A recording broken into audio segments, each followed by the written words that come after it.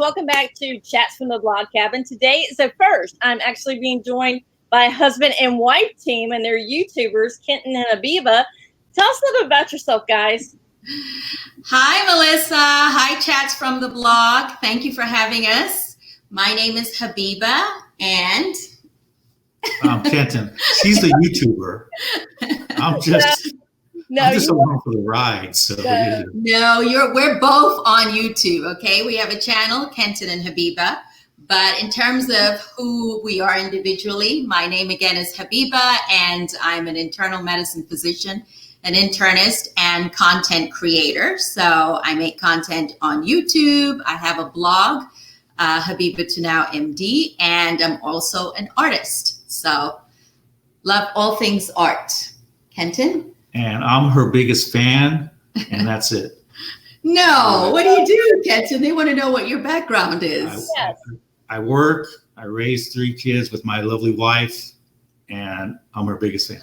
He works in the hospital field too, or the medical field, in addition to a lot of other things. Oh. But he's kind of shy, you guys, so you're going to have to bring it out of him. I'm a background He's person. a quote background. Background. Okay.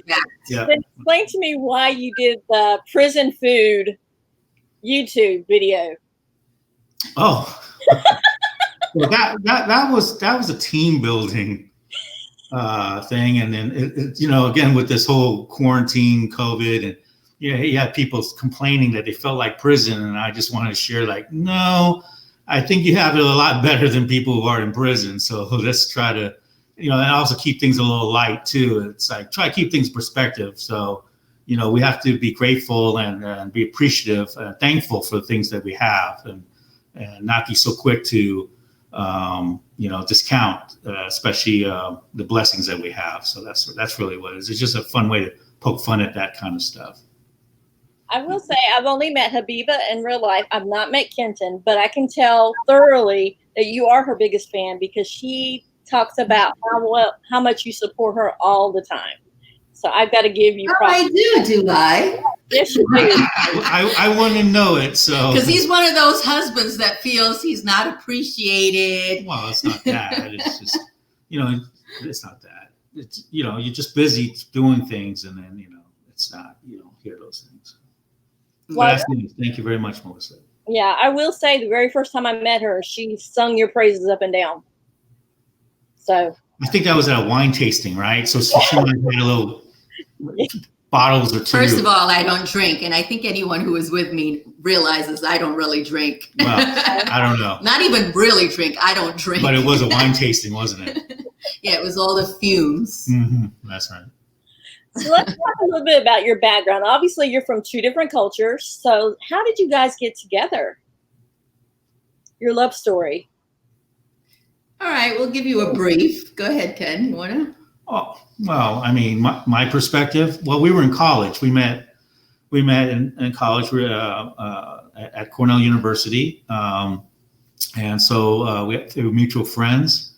And at Walsh Hall, which is at that time all-female dorm, and just hanging out with some friends.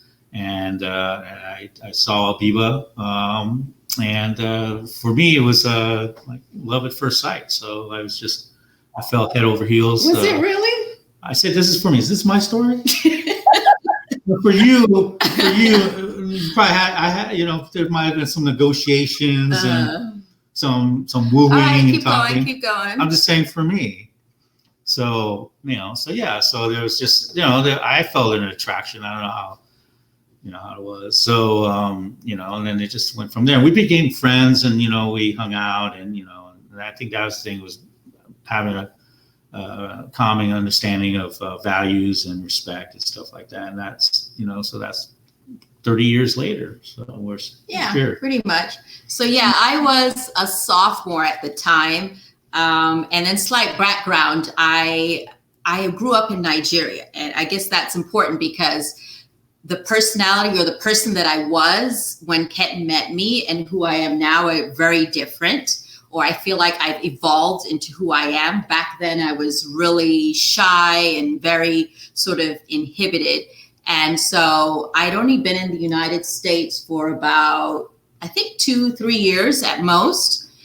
So when I met him, you know, dating was not something I was really into or comfortable doing. So he was this person that was interesting. I was always attracted to people that I considered other.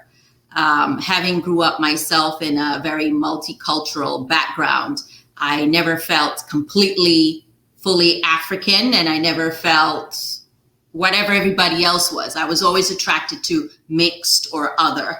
So when I met Kenton, I was in my friend's dorm room, and she came up with a bunch of friends. She had a bunch of her friends in her room. It was all girls dorm. And she had these guys in her room. They were Hispanic. And he kind of blended in with all these Hispanic guys. So at the time in New York, you know, I was comfortable with a lot of Spanish guys. So that's what I thought he was. I really didn't know anything about Asian, you know, or well, I guess they don't say the term Oriental. People think that's disrespectful. But Asian men in particular, I really I hadn't been around them, didn't know anybody Asian per se. I had a girlfriend, Julie, who was from China, international student. But beyond that, I really didn't know anything. There was never an attraction to Asian men, or I never thought there was, because again, I thought he was Hispanic. So we kind of became friends. We had this large group of pre-med friends. We used to go to lunch together. We used to go to dinner together. We used to just do a lot of things, go to the movies together. And then eventually, even when they weren't there, Kenton was there. So I was like, this guy is always there with me. And then I, felt really comfortable with him. Also at the time, some of my friends I felt were very judgmental because, they thought I was a little weird, if you will. And I now take it as, that creative weirdo type vibe.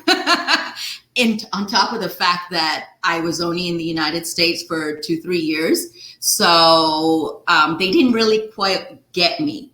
And I always felt that Kenton really, really kind of got me. We could have very intellectual, very deep conversations about astrology or about whatever I felt like, politics, history. I could even broach the idea of whatever, death, or I'm trying to think what's that word that guy was using. When you die, reincarnation, things like that. He didn't think it was weird. So we just became really, really good friends. And then he asked me to be his girlfriend. And I remember that was like hella awkward, but I was happy, but it was awkward because again, I wasn't that comfortable at the time. And then, that's kind of how we were always together. So that was my sophomore year of college, and we have always been together since then.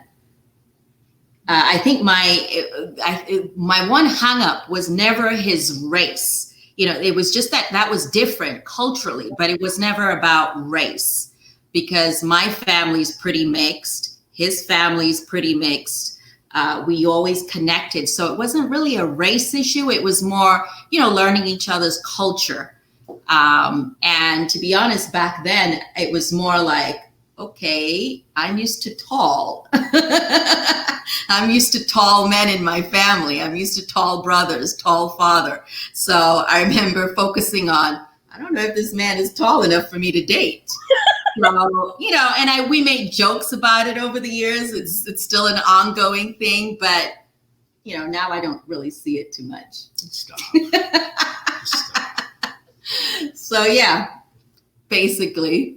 You know what, Habiba, you're not the only one. My husband's a little bit shorter than me too, and we're multicultural too. So I think when you're brought up around tall people, you just assume you're going to be married to a tall person.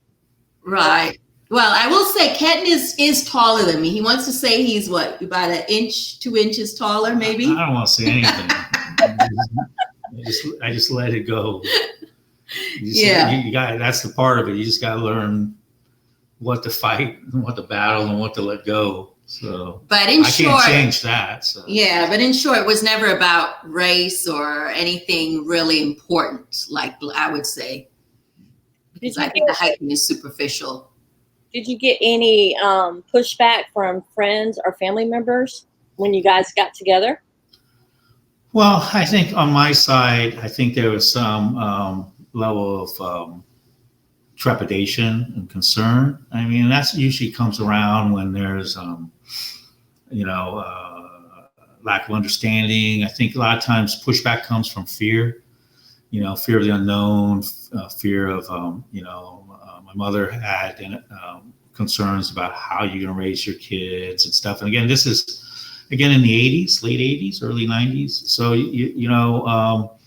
the country was still grappling, and it still is. But at that time, interracial marriages, we're only, approximately 7%, 8% of the country. Where now, according to the Pew Institute research, it's approximately 17%. Yeah, really? Tremendous. And then also in the 80s, only about, maybe 14 to 60% of the population viewed it very favorably, whereas now it's actually up to 42% roughly. So it's a huge change from the late 80s to now in regards to acceptance and viewing. Because you got to remember, I mean, legally marrying someone of a different race wasn't legal since 1967. So you're talking about really one generation. See, I think sometimes what happens, if you see things really more in generations, you'd be like, wait a minute, it's actually only been one generation since Loving versus Virginia that miscegenation laws were overturned by the Supreme Court, right? So it's one generation. So that grandma you invite over for Thanksgiving that may have had one too many sweet potato pies and goes off. I mean,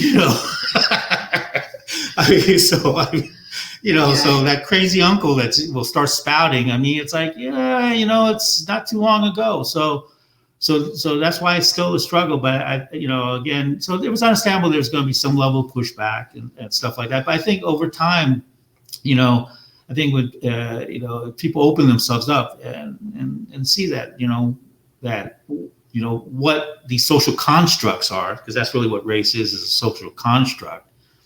Is in reality, in the end, it's not really who we are in our humanity, because in the end, that's really what it is that binds us. So our fears and dreams and what we wish for the best for our children and for each other. And then you also see universality of all the great faiths that we have in the world, that we truly are all the same.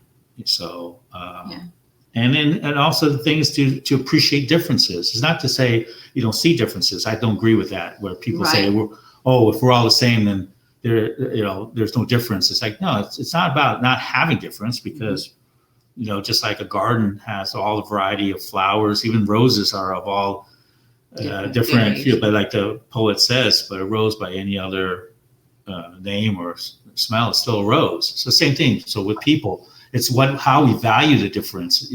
Not saying one is better than the other. It's just that they're unique and special.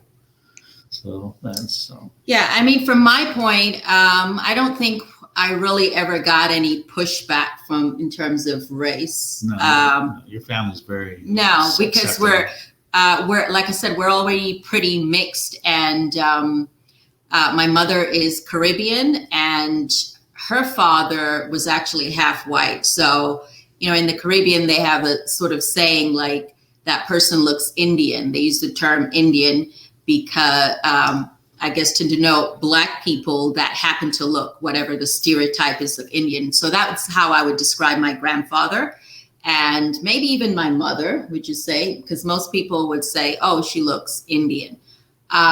So the point is, I have aunts that are white. I have extended family from all over the world. So at least on my mother's side, I definitely knew there was never an issue. She was really excited to meet Kenton when she first met you. And then on my father's side, I don't really didn't get a chance to really know how he felt, because by that time we were in the United States and my father was still in Africa, or in Nigeria, West Africa. And when he first met Kenton, that was kind of funny. I'll let you tell him. No, but that had nothing to do with race. It was more like he just discounted you because you were just a boyfriend. You know, it was just, we don't do that culturally. That's a cultural issue. You know, Right. that's boyfriend, girlfriend. You know, you don't. You know, it's you know, it's just you just don't we do just that. don't do that. Cultures. On my father's, Muslim, northern Nigeria side, there's a lot of, maybe not as much now, but back then there was a lot of arranged marriage. So you don't pick your spouse. You don't pick who you date. Usually it is set up for you. And so me having a boyfriend and showing my father, here's my boyfriend, he just like turned his head and walked away. I mean, it's understandable. I mean, you know, here I coming, you know, to meet him for the first time, and you know, I didn't have any goats or cows to my name. And stop, he didn't want no goats or cows. Well, honey, you know, you're worth 500 heads of sheep, easy. Yeah, whatever. Yeah, you're silly. You're silly. 600. All right, 600. Yeah, you're silly. Anyway, my dad just like looked at him and shut the door and walked away. But that was umpteenth years ago. Decades. Yeah, honestly, because now when my father came, and you guys actually had a decent relationship. Yeah, how do you like me now, Pops? He actually had a pretty decent relationship. I think he felt comfortable with you. Well, geez, I'm a grown man now. It's not like, you know. Yeah. And I got one goat.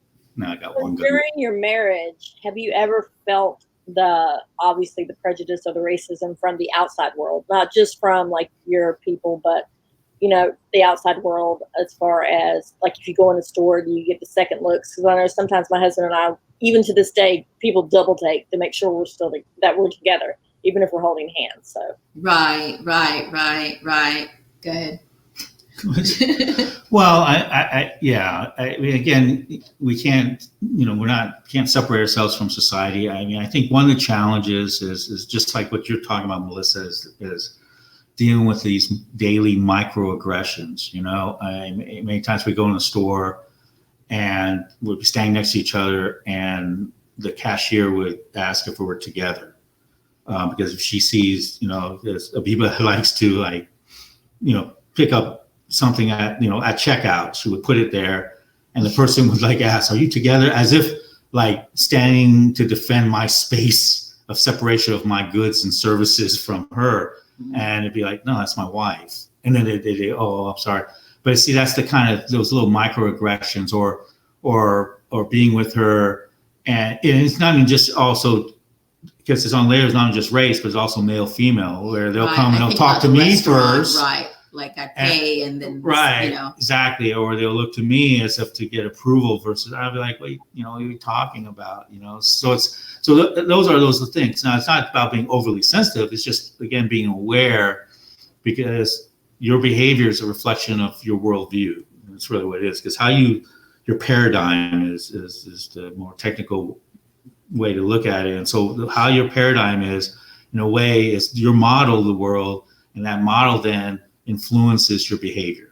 Because that in a sense is how your framework of how you act and react to problems and situation, events and people and stuff. So if your paradigm is very narrow, then of course two people look like us, or just like you, Melissa, you and your husband, he said, then you must not be the same. Just like saying if your paradigm is the, gender relationships are not equal, then of course, you know, you're going to direct who you think has the power in the relationship and stuff. So, so, you know, those are those kind of things too. And then also just professionally, you know, many times, you know, people would mistake Habiba, not a mistake, they just assume that, you know, she's a nurse, or she's nothing wrong with those professions. No, but absolutely. The thing is, you don't assume anything. See, that's the thing. It's no more than you can't just look at a man in a suit and just assume that he's the CEO. Right. He's the president. Because why? Because he's male and he's in a suit, you know. But that's the assumption made versus a woman who maybe standing there who's relaxed, and then you think automatically she's the administrative assistant.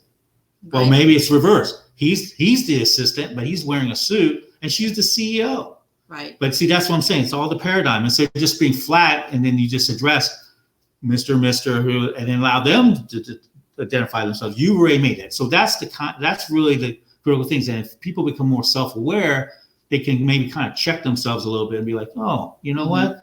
That's what I got to start looking at, and not just look at someone and just make these quick assumptions. Broad assumptions. Very broad assumptions. No more differently than people make assumptions that because someone's differently able, right, they can't have a meaningful life. And they're like, oh, I'm so sorry, you know, blah, blah, blah. And then they create this kind of pity thing instead of saying, well, let's learn about this person. Everyone has different gifts and challenges, right, you know, and celebrate them. So, but that's my take. Thanks, Melissa. I think he answered that pretty much.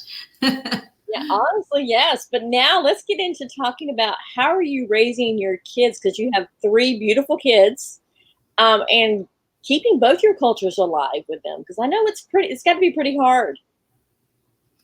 I don't know. I mean, I think the unifying, or I think what keeps us, when you say culture, I think in the end, I personally do feel like, you know, an American. Culturally, the way I think about a lot of things is pretty American when I contrast it with, say, people that are just coming from Nigeria or anywhere else. I feel like my values, and so together, what we have in common is that in general, I think that our values are pretty American and definitely our children. But what I do think we bring is this understanding that it's okay to be unique and to have that diverse background that we have, and not to lose it, like you said, by introducing it in the form of food, by in the form of travel. We're definitely a family that eats almost everything. We'll try everything, especially when it comes from something that we grew up with. So we've made it a point to have them appreciate foods that we grew up with and to try foods that we've maybe wanted to try ourselves growing up. So I think food is a big thing in our home in terms of introducing culture, travel, television, when it comes to, of course, intelligent, shows that offer a different perspective. We have meaningful conversations with our kids, trying to figure out what their perspective is, and also teaching them things that they may not have learned in school, because unfortunately, in most American classrooms, they really don't teach much about significant things that people of color have done. And so I think that's one way, or another way that we help to teach them or show them our culture, if you will, culture.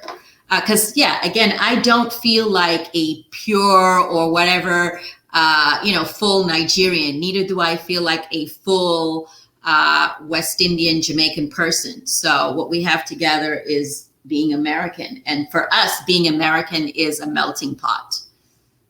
What do you think? Or fruit salad. Or fruit salad. Fruit salad. There's a lot of fruits. But I agree with all that. Yeah, it's points of celebration, and I think also not shying away from the hard conversations, about inequities and about being part of the solution versus being part of the problem, and because we have to have these hard conversations.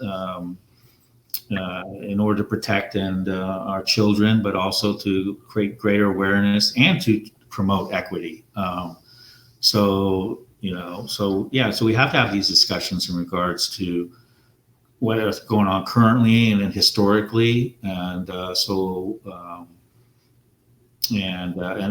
just to how to basically live by the golden rule, to treat others as you would have them treat you. So. Right. With respect and stuff. And I think the most important lesson is just how we treat each other. That's the thing. It's not what you say, it's what you do. So, right. I mean, if you can say all these things, I I don't see race.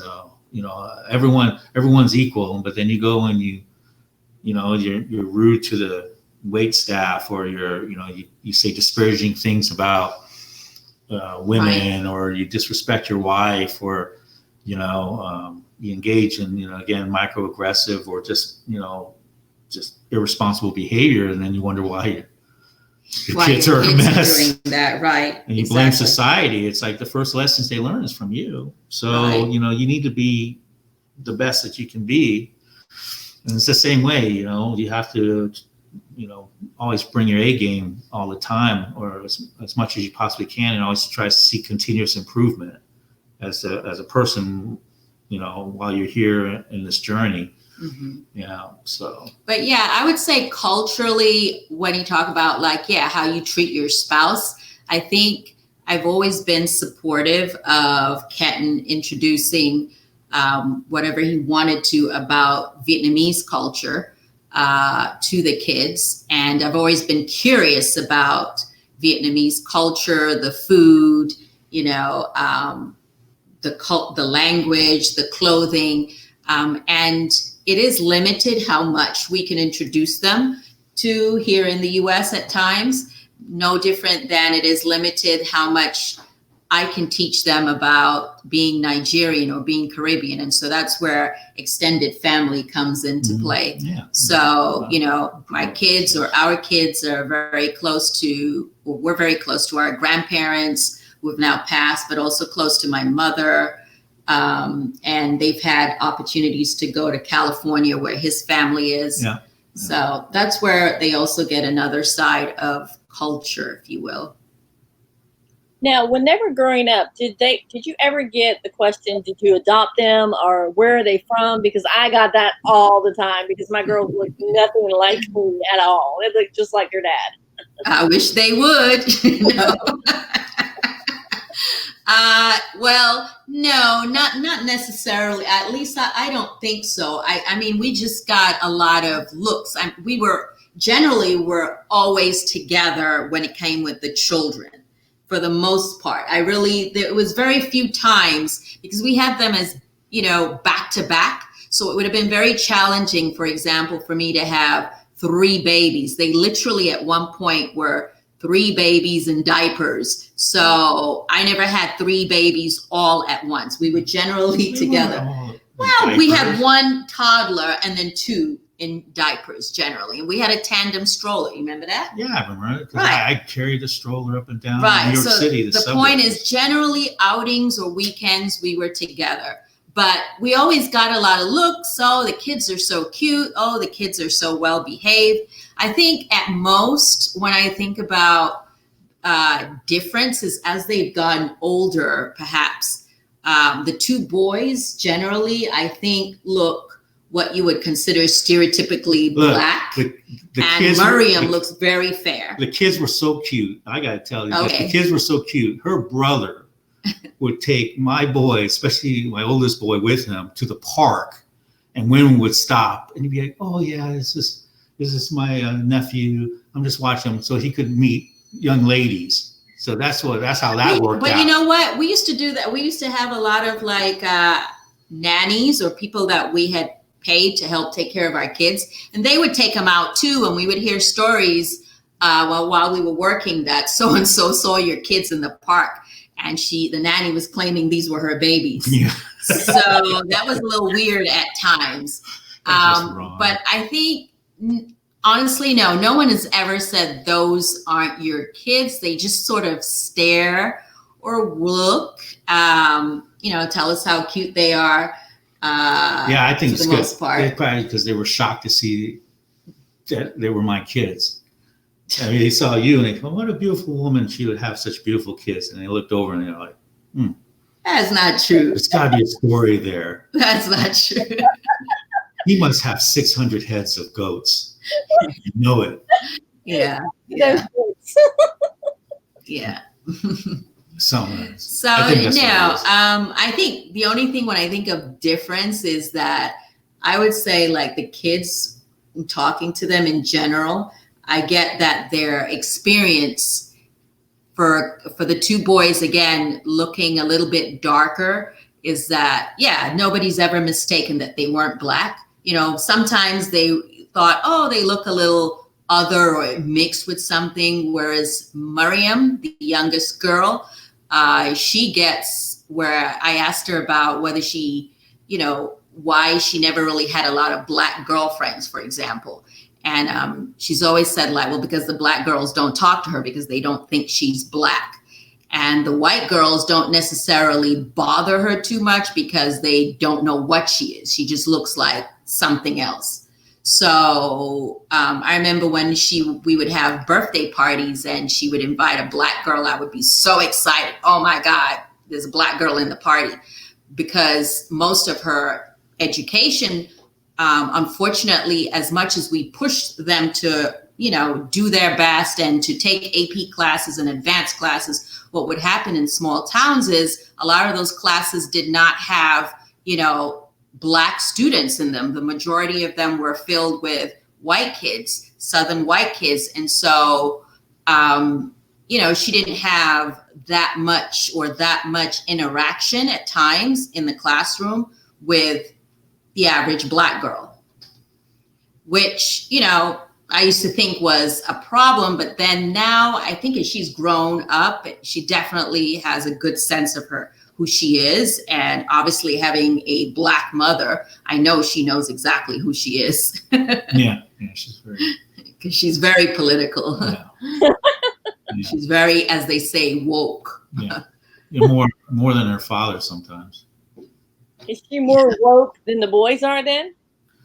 No, I think no. It's just different. They're just different. I think, you know, their expression. I mean, they're very aware. And again, like I said, we have the conversations. I've had conversations with my sons in regards to interactions with the police and you know, the importance of de-escalation and stuff like that.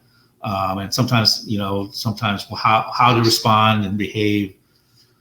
You know, and sometimes it's tough because sometimes it's scary in a sense. It's like, you know, you can't control another person's perception actions of you. And if their perception, and if they really have no business to be in the law enforcement because they're just on edge and they're afraid and, you know, they're just, you know, spoiling for a fight.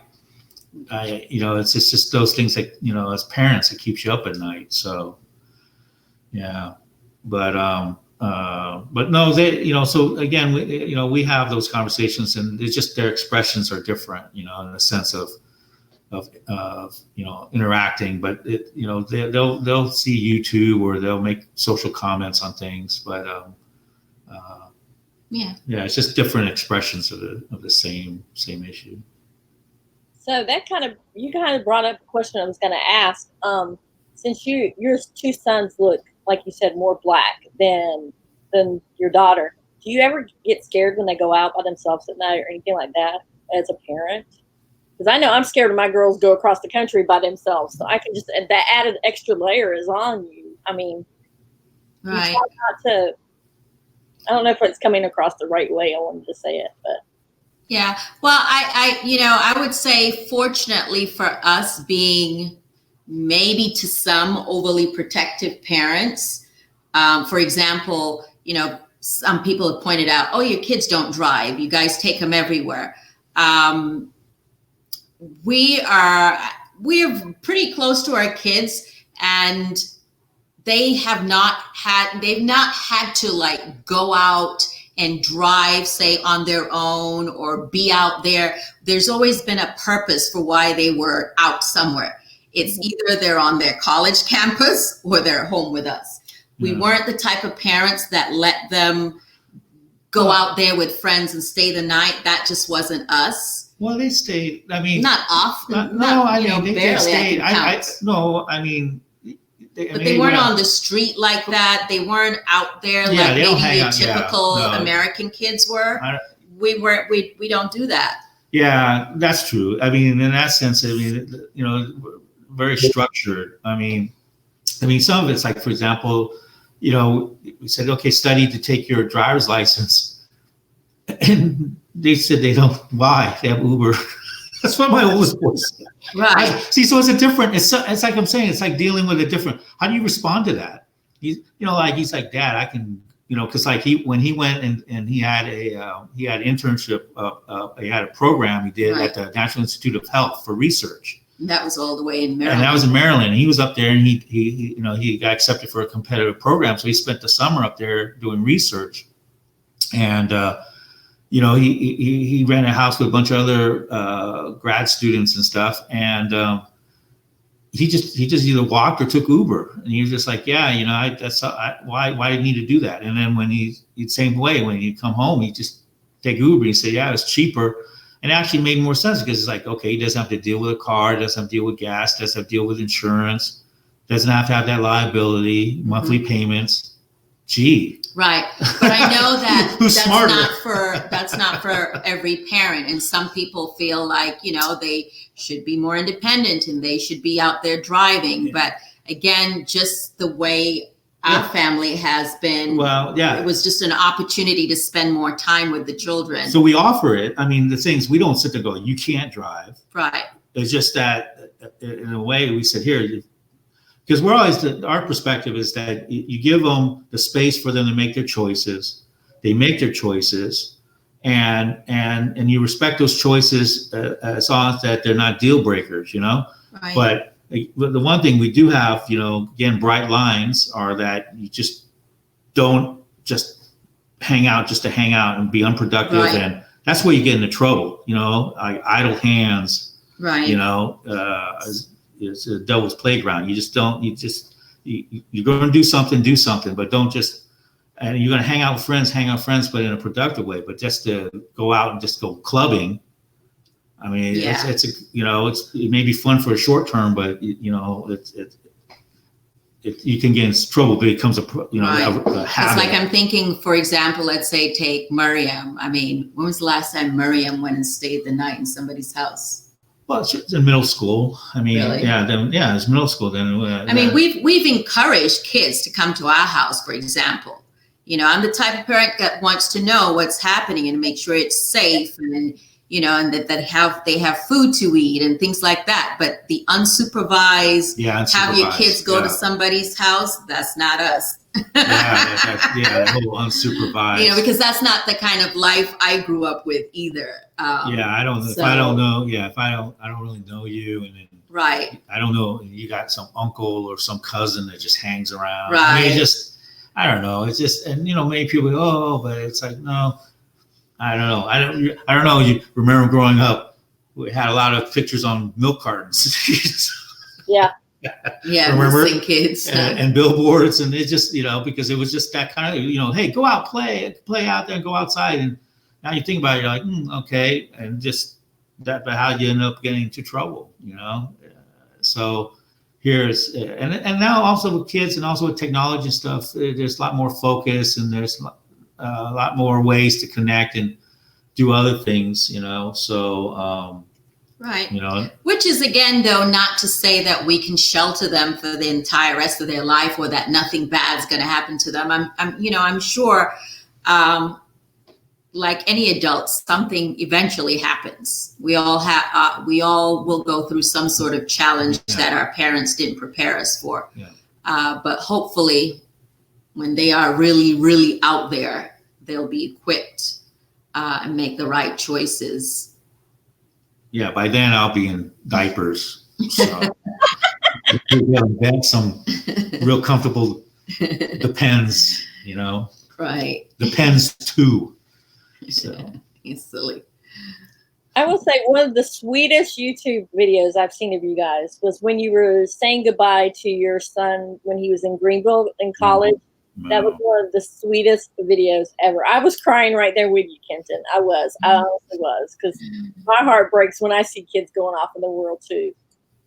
Yeah, I'm a big softie and stuff like that. So, every time my kids have gone out, I get, it's just one of those things, and then our daughter's going this fall, but it's going to be different because that's the thing we're debating right now. It's an ongoing. It's really conflicted. Really conflicted because, it's like, again, it's like dealing with the challenges of life and risk. But at the same time, you can't operate through fear either. So it's a really, really life is about managing risk. When do you, just like launching a new business, recreating yourself, all these things, finding a relationship. I mean, there's risk inherent, and you can lock yourself up and not take any risks, but then you never grow and you never really achieve and find or exceed your true capacity. So you have to undertake risk. It's about managing it. So part of it is like, do we operate in fear, or do we present an example to our kids that, you got to just move forward. And even when things get tough, you just got to find a way forward and try to minimize those risks. So going back to school, it's like that. It's like, okay, how do we give them the personal protective equipment that they need and so forth. So with her, she's not going to get that kind of experience that her brothers have gotten, where since you come in, you take them into school, you make up their room, you say your goodbyes, and there's that transition. Same thing when she graduated. Graduation was just not. Yeah, that was different. That was way different. It was just seeing, we just moved in this little group into an empty auditorium on a stage with one person. And even then, though, we were lucky, because I know there's some parents who didn't get to go through any graduation. Right. So, but still, that's the kind of thing that defined that experience. And then now going to college, it's just like the same way. It's like for where they're going, it's a two-part. So we move them in, but they're not really moved in. We're just dropping their stuff off, set up the room, but then we leave. And then about 2 to 3 weeks later, we take them back and we basically drop them off at the curb. We don't even stop. They don't even say stop. They don't say you can't go up to the room. Mm-hmm. It's kind of like, that's it. Have a nice life, good luck. Right. And then you drop them off. See, so that's what I'm saying. So it's kind of like, and in a way, it's not just for them, but it's also as parents, is that kind of like, a way to navigate those transitions, and in a healthy way. So you're not saying goodbye, but in a way you are, because you're transitioning out of childhood, and now you're moving into a new phase of your relationship. Like I would say to the kids, it's like, when you're younger, it's more of a caretaker, relationship. And then, but now as we migrate out, and again, it's up to you. Now it's more of a two-part. It's a coaching, mentoring phase. It's like now, where we're guiding you, but ultimately you make the determination. And it's like being more of a consultant, a coaching. Well, have you thought about this? This is way. But in the end, you start owning more of the outcomes. Those outcomes are yours now, and then eventually the third phase is when I'm in diapers, and then you're taking care of my outcomes. I'm a mess. So anyways, you go ahead and you say something meaningful. Now, I think you've said it all, but I was just thinking about the whole going back to college with COVID and being conflicted. I'm more of I'd rather be extremely careful. And I understand college is important. And this might be, every parent's going to feel different, and you have to deal with your level of risk. But I think for me as a parent, I don't know how much is it worth it right now for them to, go back to college or to start college. I may even think of the idea of, a year off, if necessary. A gap year. Yeah, a gap year if that's necessary, but again, it is their choice. I guess coming from the medical field, I understand that for a lot of colleges, it is about making money, and they need the kids on campus to make money, in terms of their tuition and room and board. And I'm of the belief that not at my child's expense. I understand, again, in education, I'm number one for education, very important. But I think if you can do if we can do learning online, which they are doing anyway, if you can take classes online, they're all doing that now. I'm not sure I'm ready yet for them to go back to college or to go on campus with a whole bunch of other students from different places and risk their health. So I don't know, maybe that's a little bit of a tangent, but that's kind of where I am as a parent. And I'm kind of interested to hear what other parents are feeling or going through. Yeah, so that's the dynamic tension that's going on, because I tend to lean towards the risk. Like, yeah, there's the risk out there, but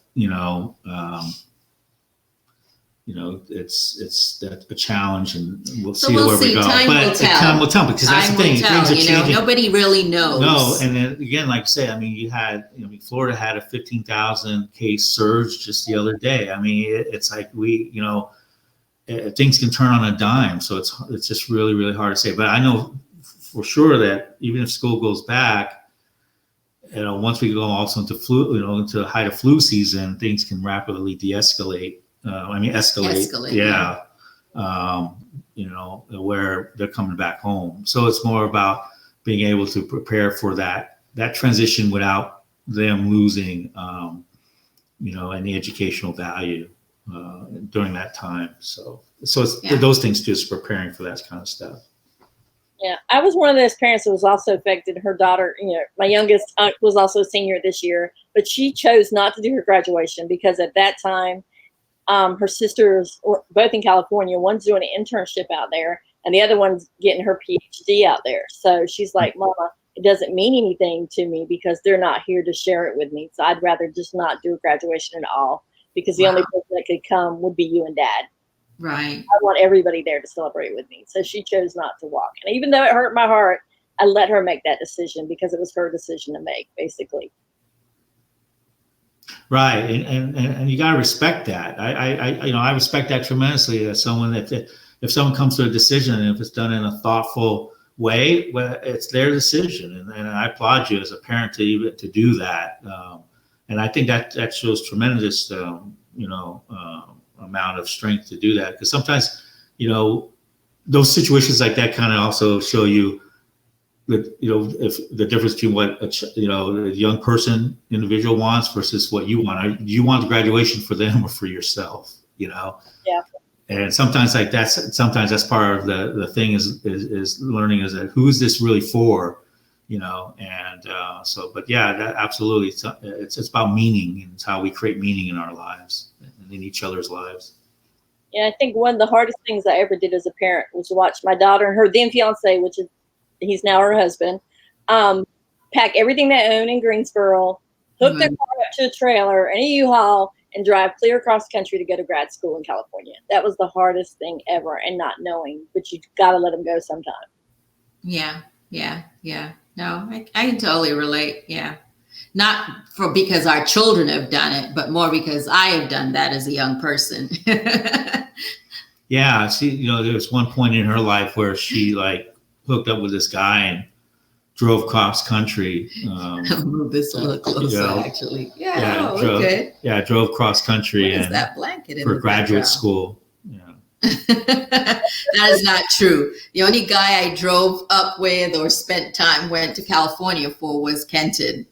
Oh yeah, that was a detail I left out. Yeah, I used to live in New York, and that was an important detail. Yeah. My mom's first and only daughter, left her and went all the way to California. So I always now think back that it must have been devastating for her, especially at the time as being a single mom. So now I cannot imagine Miriam doing that. Can you imagine Miriam doing that? No. My bird party. See? Some fool. So, do you see her wanting to do that, though? Sorry, what was that? Do you see her wanting to do that, to move across country? Or yeah. She wanted to go to New York for college. She really wanted to go to New York, or she had this thing about going out and setting her own path. Yeah, she does. I mean, the thing is that and Khalid's the same. I mean, he did in a short step. He went to Maryland and went out and did that himself. And again, it's for doing it for the right reasons. If you're just going out just because I just need to go out, get out, it's like, okay, right. But you don't have a plan, or you don't have, an idea of, okay, what kind of resources are you doing it? What's your end goal? If you're just doing it just to doing it, then yeah, it's going to be a recipe for failure, or even a challenge. You're just like, I'm just going to get married. Well, why? Because we're in love. Well, I mean, that's a good enough reason per se. No, it's not. You don't think love's good? No, it's not. Now I got good sense to know that's not a good Is that enough right? reason. Right. Okay. So that's why he got invested for a good pair of lift shoes, right? The 2-inch heels. If I had that, maybe things would have been quicker. I think we got married quick enough. Yeah, right? Maybe. Yeah, we got married in our 20s. So that was early enough. But we didn't have children till later. Yeah, we didn't have children for 6 years after we got married. So we really had an opportunity to get to know each other really well, which is why, sometimes when I see young people that jump in and have kids so quickly and it doesn't work out, you're like, you really didn't know him. Or you didn't know her.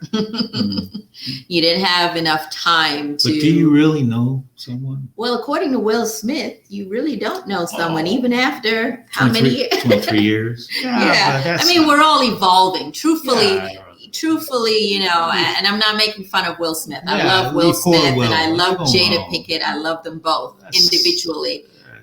Definitely not. I feel for them. But no, you really.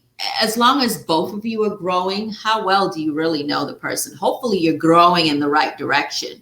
But what happens is sometimes one spouse is stagnated and the other spouse is growing in a totally different direction. So we change, Well, that's why relationships is work. I mean, that's why you have to work to connect and to, check in. So sometimes, exactly. Right. If you grow apart, you have to work. And sometimes, it doesn't work, but that's where the basis is, again, is values and stuff. And so going back to interracial relationships is that thing. It's the foundation is the values and the love and right. Common experiences. You basically creating your own history together, and you celebrate those histories and milestones and stuff. Let me throw him a curveball.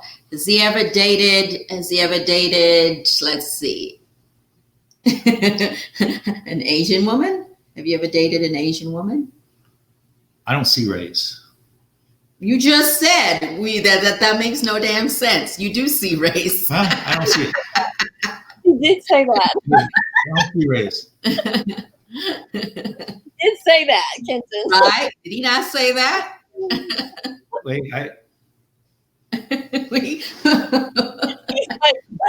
no matter what I say. When you have uncomfortable questions, here's a piece of advice. You just start losing your sense of hearing. I can't hear focus. Hey, how does this outfit make me look? Just start pass out. Don't answer the question.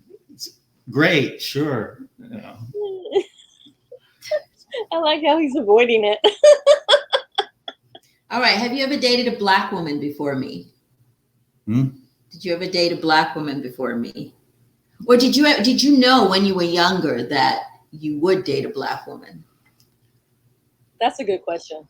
How would I know? I don't know.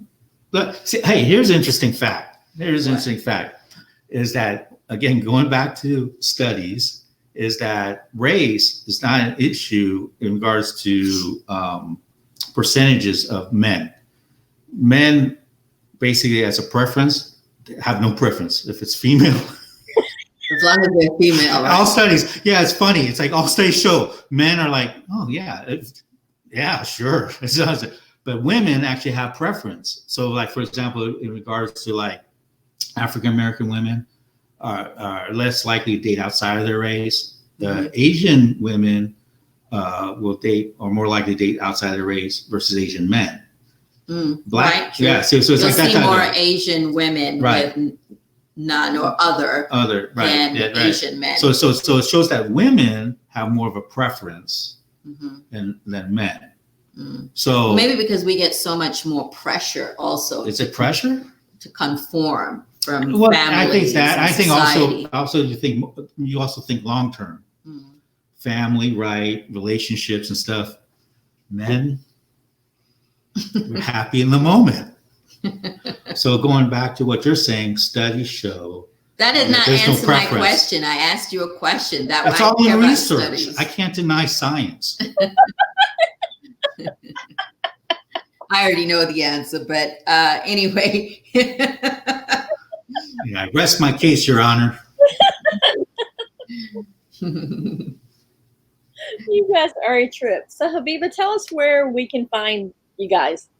Tell the viewers. Okay, you can find us on YouTube.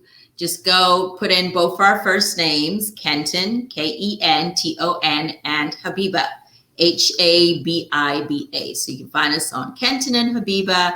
We make lifestyle videos about family, food, home and garden. And also you can find me on my blog, www.habibatanow.com, habibatanowmd.com. So yeah, that's where you can find me. And Kenton doesn't want to be found. So if you want more of him, you're going to have to see us on YouTube. Definitely on YouTube, because you actually did a thing about cufflinks with him the other day. Mm-hmm. Yeah. Get over that stuff.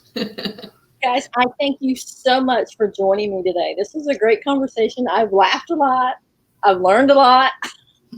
And I've learned Kenton says he's shy. He's not shy.